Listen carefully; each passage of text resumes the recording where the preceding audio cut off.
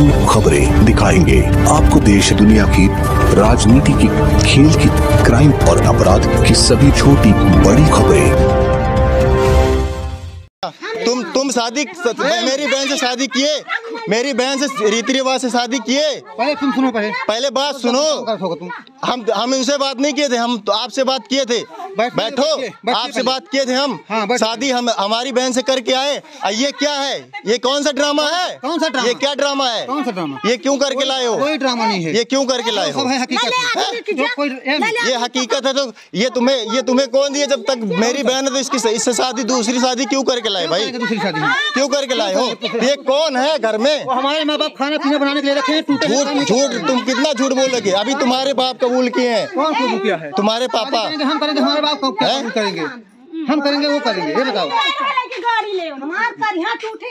बनाओ वीडियो। 3 लोग आके हम लोग को घर में आके कोई परेशान नहीं कर रहा। तुम्हारी सच्चाई दिखाने के लिए, तुम्हारी सच्चाई और यहाँ नहीं हर जगह दिखाई जाएगी तुम्हारी सच्चाई। और तुम लोग जैसे हो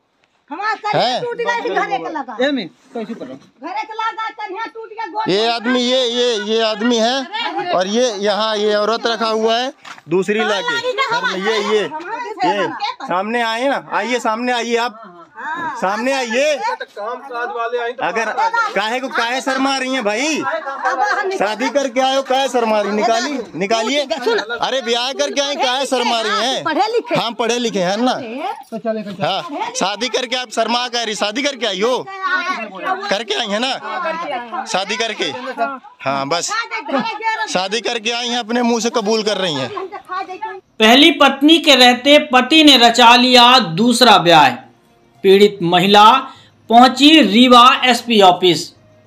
रीवा जिले के ग्राम पंचायत टीकर पटपराहा टोला निवासी नारेंद्र पटेल की बेटी का ब्याह 6 दिसंबर 2020 में मऊगंज जिले के पटेहरा निवासी राम सहाय पटेल के बेटे मोहित पटेल से हुआ था। नारेंद्र पटेल ने अपनी बेटी को अच्छी शिक्षा दी थी। ठाकुर रणमत सिंह कॉलेज से बेटी ने बीएससी की पढ़ाई पूरी की। शादी के दौरान वर और वधु पक्ष के बीच शिक्षा दीक्षा और काम काज को लेकर दोनों पक्षों में विधिवत बातें भी हुई थीं। यहाँ तक कि लेनी देनी की बातें भी इशारों में हो गई थी। उस समय वर पक्ष द्वारा किसी विशेष वस्तु या धन की चाह नहीं की गई और लड़की के पिता ने भी अपनी हिम्मत अनुसार शादी की सभी रस्में पूरी की और बड़ी धूमधाम के साथ शादी भी की। इसके बाद लड़की की झोली खुशियों से भरने में कोई कोर कसर पिता ने नहीं छोड़ी। बिना कहे ही गृहस्थी का पूरा सामान पिता ने विदाई के समय अपनी बेटी के साथ दिया और बेटी को विदा किया। लेकिन पिता को क्या पता था कि जिस राजकुमार के साथ अपनी बेटी का वह ब्याह कर रहा है वह कल एक शैतान का रूप ले लेगा।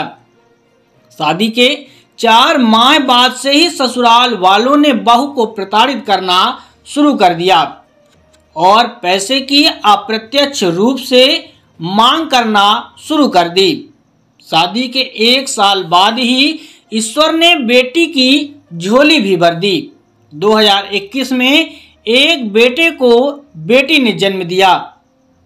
पिता बनने के बाद भी निर्मोही पिता का दिल नहीं पसीजा और पत्नी को प्रताड़ित करता रहा।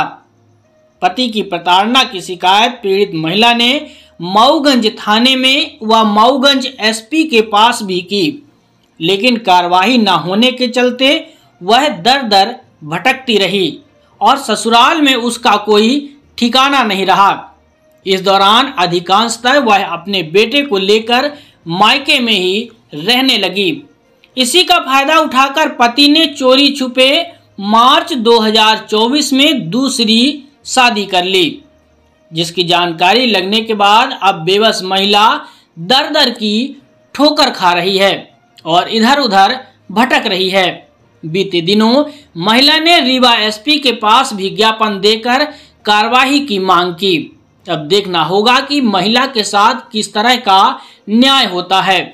फिलहाल महिला अपने छोटे बच्चे के साथ न्याय की आस में दर दर की ठोकर खाने के लिए मजबूर हो रही है। वहीं अब ऐसी स्थिति में पीड़ित महिला का साथ देने के लिए सामाजिक संगठनों को भी आगे आना चाहिए और दहेज लोभियों के खिलाफ सख्त से सख्त कार्रवाई करानी चाहिए ताकि फिर किसी बेटी का घर ना बिखरे।